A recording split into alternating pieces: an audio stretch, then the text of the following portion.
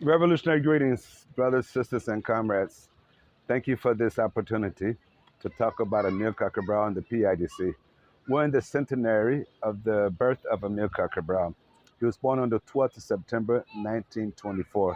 So this 12th of September, 2024 will mark 100 years of his birth. To respond to your question, who is Amilcar Cabral will take a very long time.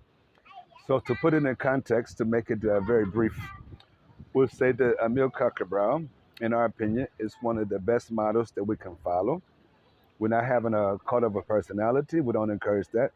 But as human beings, we like to follow examples. We like to follow models.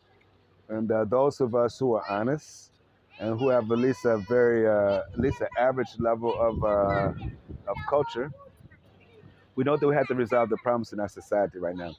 The problems that we face are the problems that can be resolved. There's a problem of there's enough wealth in the world. Even that's in fact there's enough wealth in Africa to take care of the whole world. But unfortunately, you have a few people who are sucking up all of their wealth and causing misery to the overwhelming majority of the 8 billion citizens of the world. Amilcar Cabral, born in that context of Portuguese colonialism and can we just say imperialism in general, he was born right after the end of the first imperialist war, which is called World War One, and was a young man when the second imperialist war began, World War II in 1939, because he was born in 1924. And I think that his father and his mother helped him to put him on track. So let me go ahead and help to resolve the problems of humanity. He was born in Guinea-Bissau, but at the age of 10, he moved to Cape Verde. His father was born in Cape Verde, but was teaching in Guinea-Bissau. And Cape Verde had gone through a lot of famine as a result of soil erosion. So at the encouragement of his father, he decided to become an agronomist engineer. As to say, he dedicated his studies to become an engineer to help to resolve the problems of society. But in the course of his development, living up to his name, he was named after the father of Hannibal the Great in what we call Tunisia right now. At the time was Carthage, who fought against the Roman invasions. So he also lived up his name to help resolve the problems of society. He started at a very early age showing his leadership in high school. He was the president of the Student Government Association, the same thing in college. And while he was in college, him and some of the other Africans who were studying in Portugal, the 100 Africans of all the Portuguese colonies in Africa, they decided to leave the Portuguese Student Association and form their African Studies Association. And among those who studied, most of them came back to their countries in Africa and became leaders of liberation movements to help free their people, to resolve their people's problems. When he went back to Cape Verde for vacation, did radio programs to try to help raise the cultural level of our people. And he also participated in literacy campaigns in Cape Verde and in Portugal. And so he could have went to Portugal or went to Angola because he was an agricultural engineer. He had very good grades, but he decided to come to Guinea-Bissau because he understood the importance of the geographical position of Guinea-Bissau, having a border with Senegal, Guinea-Conakry, etc., and being not too far from Cape Verde. So in a nutshell, we could say that Cabral was one of the greatest people in humanity and helped to organize the masses of our people, not only Guinea-Bissau, but he was also the co-founder of the Popular Liberation Movement of Angola. So, and if you look at the PIGC, the African Party of Independence of Guinea-Bissau and Cape Verde, you see that it was a party that was for two different countries. So it wanted to be a nucleus for African unity. And in this context, they had a program, and the program said that we must, first of all, liberate the peoples of Guinea-Bissau and Cape Verde. Secondly, liberate the peoples of Africa. We must have socialism in all of Africa, and we must work for socialism in the world. They talked about the other things like transformation society, emancipating our women from patriotic exploitation, socialist transformation, etc. But in a nutshell, Amilcar Cabral, a simple African that we can emulate and learn from his successes, and then study the mistakes that were made. So, in short, we could say that Cabral was one of the most important figures in Guinea-Bissau. He helped to organize the masses of the people. First of all, they started in the city of Bissau, and they started with the strategy that they would organize the workers, like most revolutionary parties in Russia did. So they tried to do that here. They came to realize that we didn't have that many workers. And the first time one of the main worker strike that happened, the Portuguese colonialists responded with a massacre. So they held a meeting. The massacre was on the 3rd of August, 1959, in PAIGC, the port of Bissau. So they decided to move to the inside of the country to organize the peasantry. Now, this is very important for right now because at that time, 99.9% of the, well, 99.7% of the peasantry were illiterate. The Portuguese didn't allow them to go to school. So most people say he must be crazy. How's he going to try to organize these illiterate people? But Cabral realized that you have to organize. He calls them the rural workers. Now, if the parties in Europe they say organize the workers, they mainly mean the workers in the factories in the urban areas. But for us in Africa, we say no. Those who are farming are workers. This is very important, and he organized them around our culture. He came to realize the greatest force that our people have is our culture. And by culture, meaning the fruits of our history, meaning that it's like since he's an agronomist engineer, he used the example of plants, the flower of a plant, or if you wish, the fruit of a mango tree. So the mango tree is our people's history, and the culture is the fruit of our history, like the fruit mango. Inside the mango, you have a seed, and for us, that's ideology. So that's to say that just like the mango fruit grows from the tree, when the fruit falls to the ground, the seed will bring about another tree. That is to say, that history produces our culture produces our ideology, and our ideology comes to help us move forward with culture. So, culture is the fruit of our history at the same time. It's the factor of our history, the main thing that moves our history forward. So, the main principles that Cabral used to make sure he emphasized through the African Party of Independence of Guinea, Cape Verde, a mass revolutionary pan-Africanist party, is first of all start from reality. He's a materialist. Start from reality. Don't start from the abstract ideas in anybody's head. Secondly, understand we must have unity and struggle. Thirdly, understand that our struggle must be a struggle of our people, by our people, and for our people. It's us going to do it. Fourthly, understanding that our struggle must be led by the best of our people. And who are the best of our people?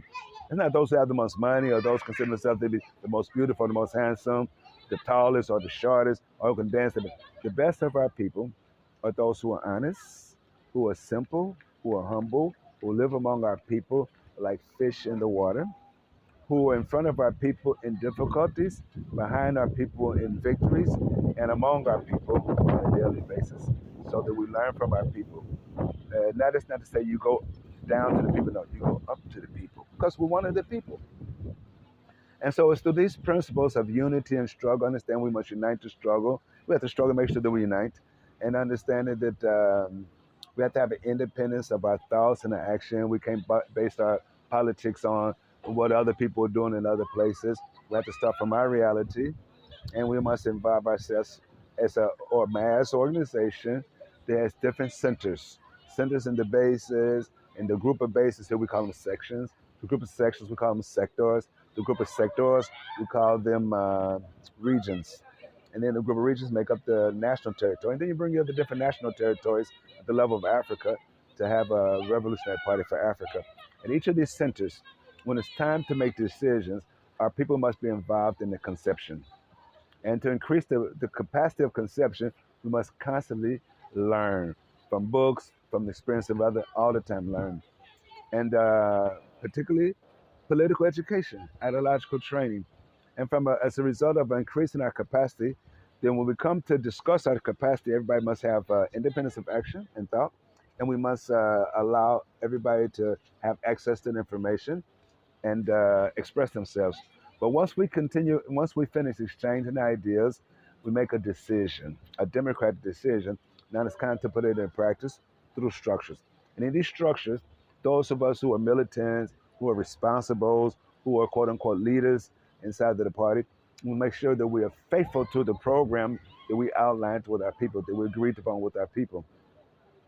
And then after making a decision and going to implementation, implemented through our structures with discipline, a serious organized party, we must all the time do criticisms as well as do self-criticism. Understand that the party is one body, and what happens, for example, with the body. What happens to my finger? If I put my finger in an electric socket, I'll feel the shock everywhere.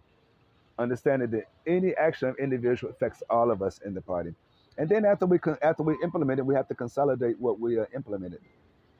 So these are some of the basic principles that Cabral organized our people around. Now, of course, the objectives are, I mentioned earlier, to liberate our country, liberate Africa, and humanity. The question is, how Cabral's ideas on national liberation and colonialism influence other liberation movements? Well, if you read the presentation that Cabral gave at Syracuse University in a tribute to Eduardo Mondlane. Eduardo Mondlane was killed in 1969, so a year later, Syracuse, who has a Eastern African Studies department, used the relationship between Amilcar Cabral and Eduardo Mondlane as an excuse to bring Amilcar Cabral to give a presentation. But this presentation wasn't geared toward the students who attended the speech. He says at the beginning it's geared toward the national liberation movements. And one of the main things that he wanted to bring across to the national liberation movements was the fundamental importance of culture. In fact, the name of the presentation is National Liberation and Culture. You can get it online, fortunately. And the thesis of national liberation and culture is basically that, first of all, we must know the reality that we want to change, and we must base our struggle on the culture of the rural workers. This is very important because a lot of people say we should base our struggle on our people's culture, but our people have different levels of culture. That is not, you have different categories. You have those who are considered to be rural workers, peasantry. You have those considered to be the proletariat, which are normally the workers in the factories, that type of. You have those office workers, those who work in administration, who consider to be the petty bourgeoisie. They come to the revolutionary ideas, they consider to be revolutionary petty bourgeoisie. And then you have the bourgeois class. You have the lumpen proletariat class as well. Those who, they're kind of like in the workers class, but they don't work. So the thesis of Cabral on national liberation is that our national liberation movements must base our revolution on the culture of the rural workers. We must leave our comfort zones and go among our people, particularly in the rural areas, and learn from our people. And Cabral points out that when you go among our people, you'd be surprised. You consider some people to be illiterate or considered to be, quote unquote, ignorant. When you go among them, you'll be surprised. You can be shocked at the level of comprehension, the types of arguments they make. And using the culture, our people will make miracles that bring all of our different resources that are necessary. So, just for example, here in Guinea-Bissau, the land that Cabral was born in. If somebody would have told you in 1924, when Cabral was born, that 40 something years later, that he would help develop a mass party, and this mass party would lead a liberation movement where the mass of the people would pick up their arms and fight against Portuguese colonialists who were supported by NATO. That is to say, all the Western European countries, North America and United States of America, with all of the weaponry they have, helicopters, missiles, napalm bombs, tanks, etc. If somebody had told you that these people, 99.7% illiterate, would defeat the Portuguese colonialists with NATO backing, you would say, no, you must be crazy. But they did it. And since that time, with all the different sabotage, coup d'etats, imperialist interference, people just keep coming back. They keep coming back. So I think that Cabral's influence on the liberation movements, particularly were the ones that he helped to found, like the MPLA in Angola, as well as he had a lot of influence on the founding of Frelimo, which brought together the different smaller movements to bring about one larger front. And they coordinated their armed struggle to what is called the CONCP. I really encourage you to study that one. CONCP is the Conference of Nations Organization of Portuguese Colonies. It's a pan-African instrument for the first time in the history of Africa. You had different parties, fronts, and liberation movements coordinating armed struggle across country lines. The other influence that Cabral had on national liberation movements was his participation in the tricontinental organization called the Organization of Solidarity of the Peoples of Africa, Asia, and Latin America, which had about 70-something different liberation movements, not just in Africa, Latin America, and Asia. So the opportunity to exchange ideas. And so Cabral could help make suggestions, like, for example, in Latin America, in Guatemala, where you had Turkish Lima had a very important liberation movement going on in Ecuador, Guatemala. I'm sorry. He pointed out, how many of the Native Americans do you have in your organization? They don't have. They consider them to be the spiritual guardians. You have to have the Native Americans inside the organization. You have to base your struggle based upon the culture of our people. This type of thing. So, in a nutshell, his main contribution to the liberation movements is make sure you have a serious, structured organization. And of course, the best organization is the party. And this party must have a program that's based upon the reality of our people. And the reality of our people must give particular priority to the culture of the rural workers, and then include the others. And then also take all the different positive values of all of the different segments of our society to develop a natural. So, Comrade Amilcar Cabral placed a lot of emphasis on cultural identity, on unity, as well as understanding that we have our identity.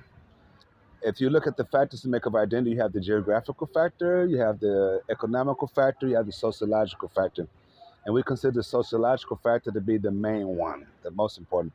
And if you look at the sociological factor, of course, the most important part of our sociological identity is our cultural identity.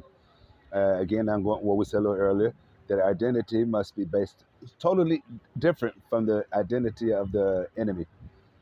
To understand that we're not assimilated, which is unfortunately the case in a lot of our people. Not the overwhelming majority, though. In the Guinea-Bissau, we can say maybe about 1% of our people became what they called assimilated, consider themselves to be Portuguese and identify with the interests of the Portuguese. Maybe in some of the other parts of Africa where you had where you had the colonialism, the percentage is a little higher. But even there, the overwhelming majority of the people didn't identify with the enemy. Maybe in their diaspora, it depends on the level of culture of settler colonialism. Places like Australia, United States of America, Canada, these type of settler colonies, then you might have a higher percentage. But there too, particularly like United States of America, where the overwhelming majority of Africans who were there were either taken their slaves or were economic refugees coming from the colonies, thinking they were getting looking for a dream. But those who were taken there as in chains were not able to assimilate into the culture of the enemy, because the enemy was all the time whipping them, made them live in these little slave houses, only gave them leftovers, and so most of them, even a percentage of those who were inside the house with the slaves, could not identify with the slaves. Yeah, some do. Some, like Malcolm used to say, if the house on fire, they say our house on fire. They'll risk their life more than the master trying to put out the fire. But in the case of using culture to fight against the enemy, again, that makes wonders. Once our people come to, as Cabral said, to unite, like a football team, you have different players. One is in the front of the team, the other's on the side of the team, the other's is the goalkeeper. But they have different roles, but they're working for the same objective. Or I gave the example of the ink pen. The ink pen is one unit, but it has different parts. You have the little stick that has the ink in it. You have the little point of the ink pen, etc. But it's one unit, and so that's how we must be. But of course, then that presupposes organization. So Cabral gave a lot of emphasis on unity based upon organization, and this organization must be a seriously knit organization, and everybody inside this organization must understand what our objective is, what our ideological principles are, and be in a structure faithful to those programs, the ideological aspects of the program, and all the time moving toward the objective, and making sure that we work as a team. It's not one person that can bring about our freedom. We have to do it together. So it's fundamentally important for us to have unity. Now, in our case in Africa, of course, they try to, outside of Africa, they try to divide us on every little thing. The different ethnic groups, but even the different ethnic groups, okay, this ethnic group is one ethnic group. You have those who are in the southern part of the country, those who are in the eastern part of the country, which are different. Then you have the different religions, etc., different skin tones, every little thing to divide the people. Outside of Africa, I saw the same thing in the diaspora. Those who grew up in the city, they say, okay, you're from the south side, you're different than those on the north side. And some people don't even travel from the north to the south side or vice versa. But then if you're on the north side together, okay, you're in this little community on the north side, you're different than those in other community. And so people might even put together gangs to fight against each other to try to keep us divided. Of course, the enemy always tried to keep us divided so they would be weaker and the enemy can dominate us. So we want to emphasize the fundamental importance of having our culture identity, not just saying we're African. No, our culture identity, what do we identify with? Do we really identify with the masses of our people? Do we really identify with those who are farming, who have fragile houses, who have to walk a long distance just to get water, or don't have access to schools or sanitary institutions like health clinics, etc.? Do we really identify with that? To the extent that we really identify with it, and we can't identify if we don't go among them. And I think this is one of the main problems that a lot of us who call ourselves revolutionaries have. We don't really go, a lot of our people don't really go among our people. If we walk through a neighborhood, we might just walk through the neighborhood. If we're really open, we'll say hello. But to sit and talk with our people on a daily basis, to identify with the suffering that our people are going through, to understand that I myself are part of us. A lot of us don't do that. And this is one of the key problems. But as we do that now, our people, it's just like us, just like we're intelligent. Our people is made up of people just like us who are also intelligent. The people who have trust in you. When the people have trust in you, they'll teach you, they'll give information. You'll learn from the people. So you develop your own consciousness. Not going to the decision of Amilcar Cabral and the PAIGC to move to the rural areas was the most important decision that I think that the party made in terms of strategy. Because again, now that's the basis of our economy. That's the overwhelming majority of our people, and more importantly, that's where the roots of our culture are. So they also served as a physical force because they're the majority. But I want to make it clear, though, it wasn't just guerrilla warfare that helped brought about our victory. It was a combination of guerrilla warfare and a type of conventional army. That is to say that the party started off with only guerrilla warfare. First, they were doing sabotage, and they started attacking the Portuguese bases. But that was in 1963 when they started the guerrilla warfare. But it was in 1964, in February, that they held a Congress in a place called Casca. So it's come to be known now in history as the Congress of Casca, where they made the decision to organize the People's Revolutionary Armed Forces. Now that was in February '64. It took about more than a year to actually get it organized, because they wanted to make sure that once you had the army organized, you had channels to get the supplies to these armed forces, People's Revolutionary Armed Forces. Because the guerrilla, they move among the people, they live among the people. They don't put on uniforms. They work in little small groups.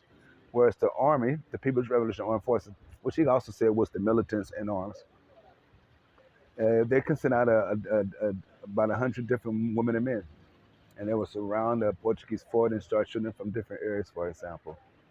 But this is very significant in bringing about the victory on the military plane, because the victory of the PIC was not just on the military plane; it was on the cultural plane, the most important aspect. It was on the social plane. It was on the political plane. They defeated them politically. They defeated them economically because they organized people stores. So if you, for example, had peanuts, groundnuts, you can exchange it for cotton. Or you had cotton, you can exchange it for a radio. Or you can change a radio for, you have some radios, you can exchange it for some cloth.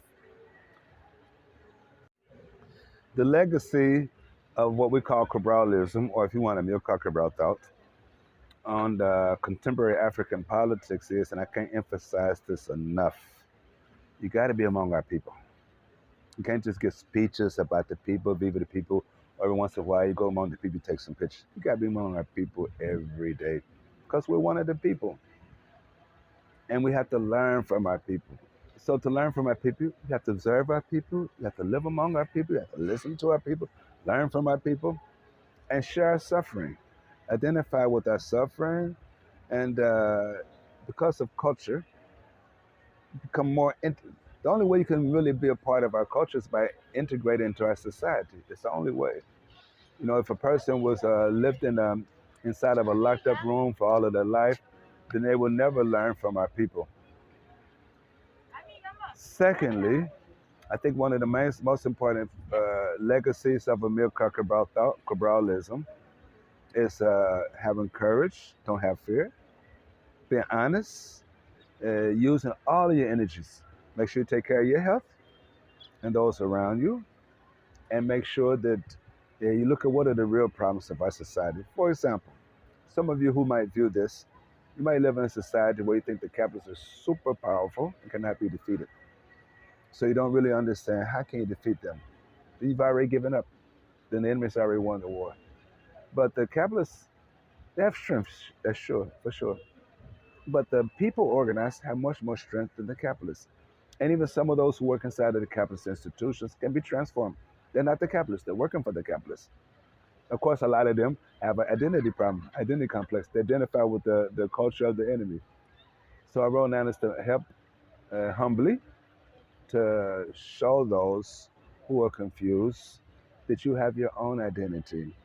And of course, by doing, you have to do that humbly. Be patient all the time. Patient. You have to have an undying love for our people. I think this is one of the legacies of Cabral, and particularly now, organization. You can't just write books, write songs. You have to be an organization. Now, this organization has to have a clear program.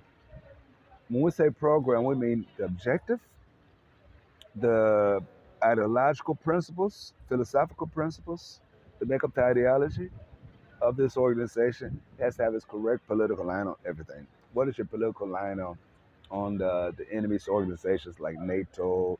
What's your position on Zionism, the enemy of our people? What's your position on the emancipation of women from patriarchal exploitation? A correct political line. But even after you get the correct political line, you have a very key role on a daily basis, 24 hours a day, 7 days a week. Together with those, you have to be patient with those who make mistakes, help them learn from mistakes. You have to make sure you learn from your own mistakes and be honest when you make mistakes so you can correct that mistake. I think this is one of the most political legacy of Cabral, but in a nutshell, we could say organize, understanding that the organization that comes from our people's struggle is a manifestation of our culture. For us in the PAIGC, and we believe what Cabral said, that the politically organized manifestation of our people's culture is the liberation movement. So this PAIGC is a politically organized manifestation of our people's culture. And culture now is the most important aspect of people's lives. That's where our conscience comes from. That's where ideology comes from. That's where songs come from. That's where how we resolve our problems come from. And then we have problems. We have a problem right now. We still have imperialism. It still exists, and it's killing millions of people. Capitalism is making life miserable. It's destroying the environment. It's causing people to die of disease they should not die from. With the absence of capitalism, which one day will be absent, we won't have as many diseases because everybody will have more access to health care, to the proper medicine, not the medicine to make you addicted so somebody can get rich. So going back to Cabral's legacy for contemporary African politics, in a nutshell, it's being honest, being among our people, because we are the people, learn from our people, identify what our people are suffering, and dedicate our life to it without fear. And to do that, we have to have organization. An organization. We have to be ready to be an organization for the rest of our lives. To learn from the organization, you have to develop the organization. And then have political coordination. I think these are the most important legacies of Cabralism in today's society. Now, when we talk about Cabralism, we know that there are aspects of Cabralism that are considered in other names. For example, materialism, dialect materialism, historical materialism, and philosophical materialism. In terms of the way we deal with the parties, there are other names that help to guide us in parties. But for us, it goes beyond that because it's based upon our reality.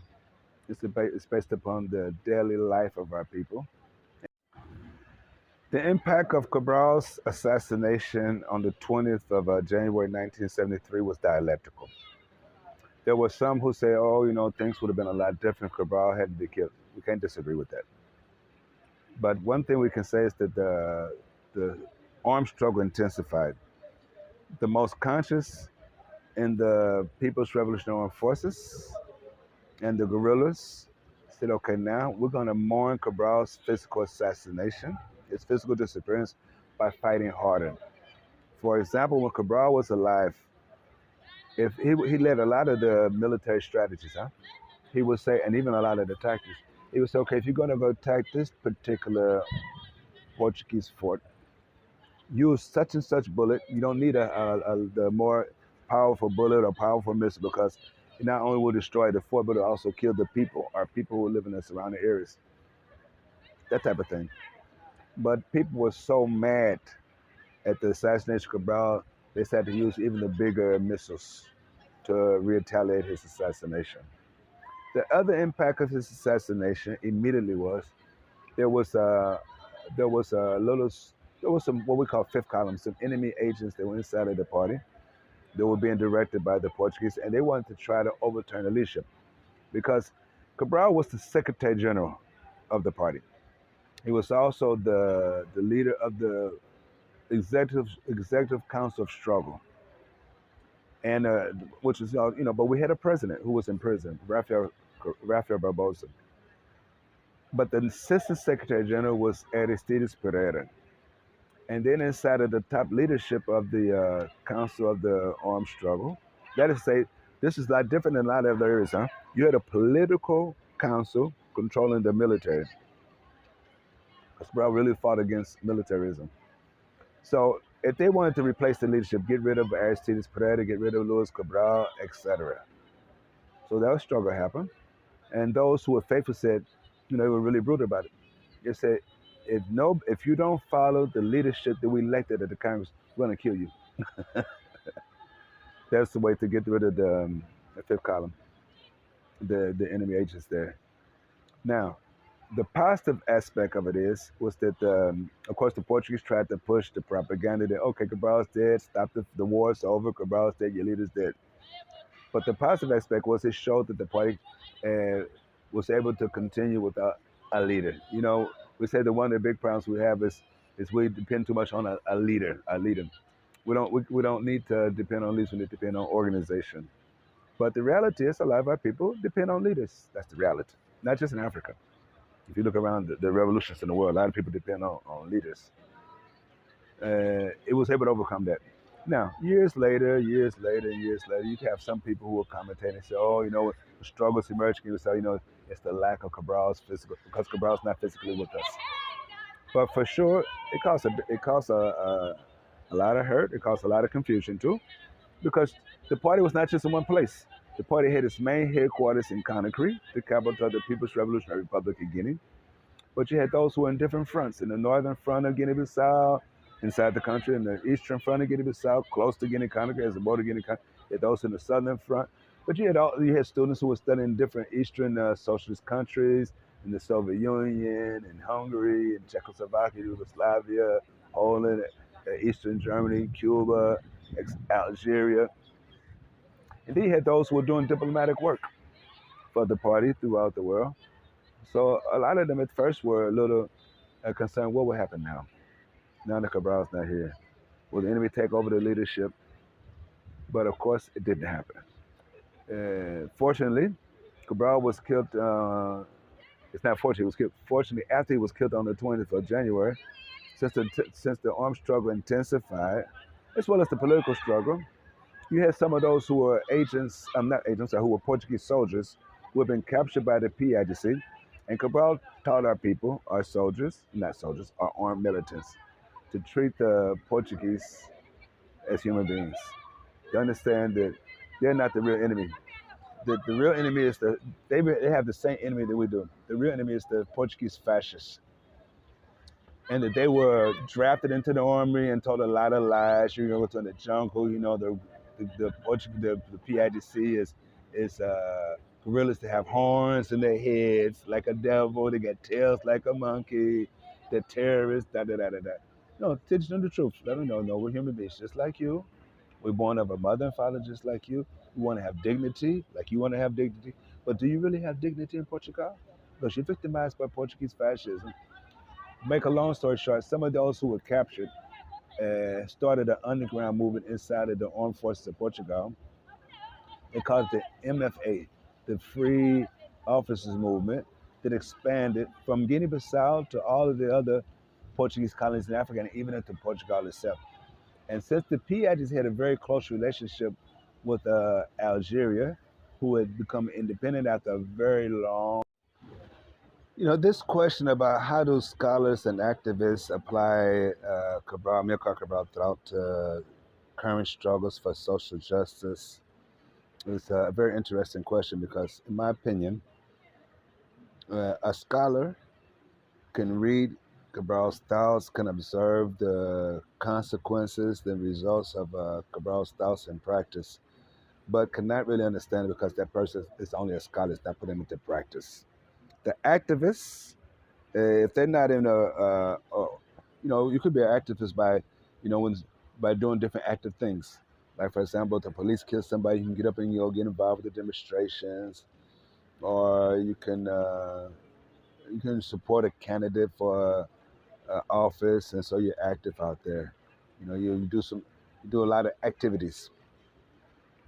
But there too now, you can read Cabral and be inspired by Cabral. But in my opinion, you can't really correctly understand Cabral. The only way, in my opinion, in my humble opinion, based upon my humblest experiences, that you can really understand Amilcar Cabral throughout is by being in a mass revolutionary organization with our people. Because there are a lot of things that can happen in the space of a daytime, the time of a day or a week, let alone a year. Just to give an example, I have the opportunity to work inside of the party that Amilcar Cabral founded, the PAIGC, to be among people who are with Cabral, who are we consider to be freedom fighters, veterans of the glorious armed struggle for national liberation. And I've had the opportunity to enjoy some of the victories as well as the defeats and the challenges this party has been involved with. And I'm amazed by the things that I've been able to see over the past 35 years. Uh, for example, when Cabral talks about the national liberation culture, how that some of the quote unquote revolutionary petty bourgeoisie were the first ones to become a part of the party leadership.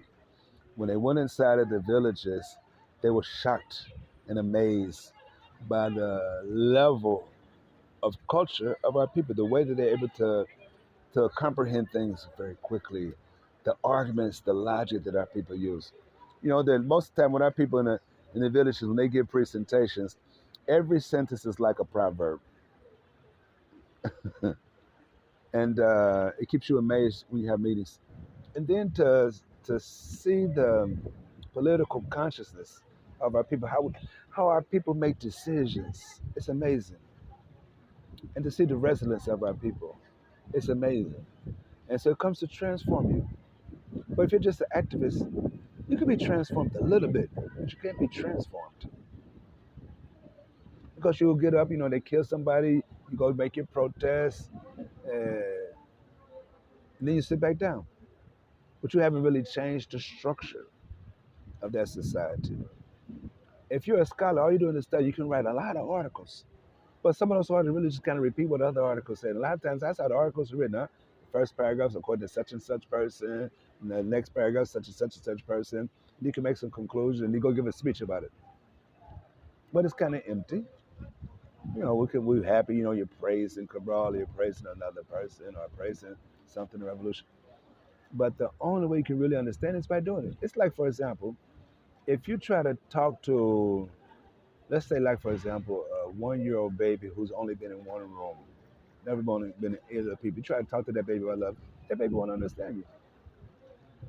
But as that baby grows into a child, a young adult, an adult, and has the opportunity to experience love, then you can start talking to that person about love. And that's how Cabralism, Cabralism. You can't really understand unless you're involved with it. Of course, you can appreciate some things about it when you see uh, an average human being, what we consider an ordinary human being, in a village, leading meetings, leading political campaigns, going in the forefront without fear against the neocolonial agents, etc. But you can't really understand unless you're involved with it. So, in my opinion, to make a long story short, the way that the scholars and academics appreciate Amilcar Cabral throughout today is inadequate.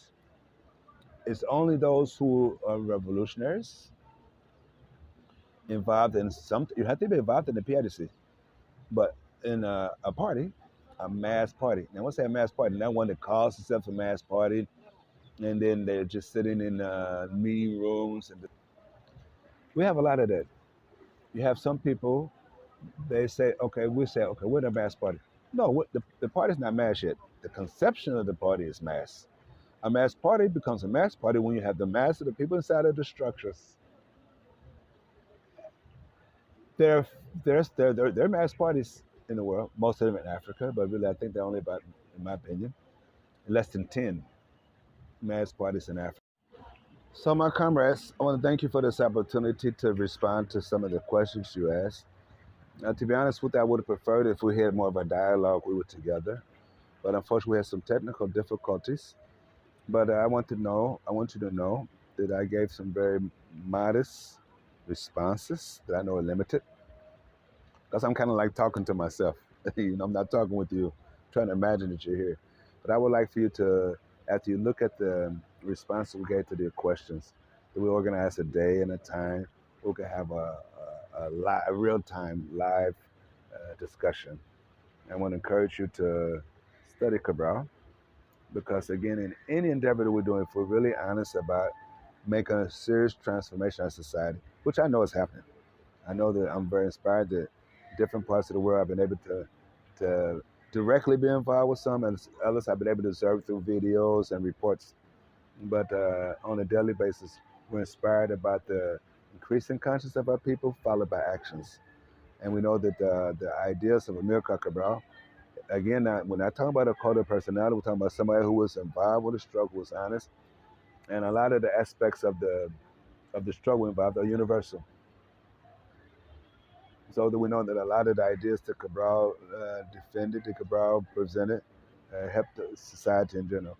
And that's one of the reasons why, out of all the different delegates that came to the first Tricontinental Conference in Cuba in 1966, 270 delegates. I mean, these are delegates that were coming from the battlefield, who were leaders of liberation movements and parties and fronts. That Fidel Castro, the great Fidel Castro, said among all of the people there, he said that the most brilliant and clear in Africa is Comrade Amilcar Cabral. No chance. And I know that Kwame Nkrumah was really inspired by him. Sekou Touré was really inspired. We're really inspired by him. And I'm a witness from the different parts of Guinea-Bissau that I've gone through, that I've gone to, and been among our people, which I still am, to see how much of inspiration Cabral has on our people, and his inspiration brings about concrete actions. So we learn a lot from Kwame Nkrumah, a lot from Sekou Touré, a lot from Mao Zedong, Lee Duan, Fidel Castro, Che Guevara, Aguen Ben Bella,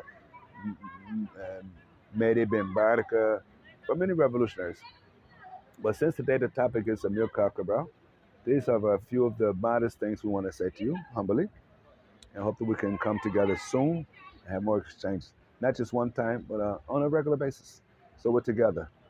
So I send you a Cabralist hug with revolutionary fervor. Tomorrow we're going to have an activity. We're going to commemorate the anniversary of Amilcar Cabral inaugurating what is called Liberation Radio. Cabral said it's like you have a cannon. He said this is the cannon of our mouth. The Liberation Radio was able to get into all of our communities in the different local languages so our people can really understand. So we're going to use this commemoration to also launch a modern radio. And we're going to launch it in September. Radio and television is going to be online for the Voice of Liberation of Amilcar Cabral. So I will send you all a link, but we won't have an English translation or a French translation. It's going to be in Portuguese and Creole. On Sunday, we're going to have an online meeting with the Guinean students who are in Turkey. There are 200 of them there. They're celebrating the Amilcar Cabral centenary there. At the end of this month, there's going to be another international symposium of the centenary of Amilcar Cabral taking place in Portugal. They just recently had one in Cape Verde. They had two in Angola, and I know at least one in Senegal. And they just recently opened up, I think about 2 weeks ago, they opened up a Amilcar Cabral political school in a town in Senegal, about 70 kilometers from Dakar, a place called Negok. They call it Amilcar Cabral Political School.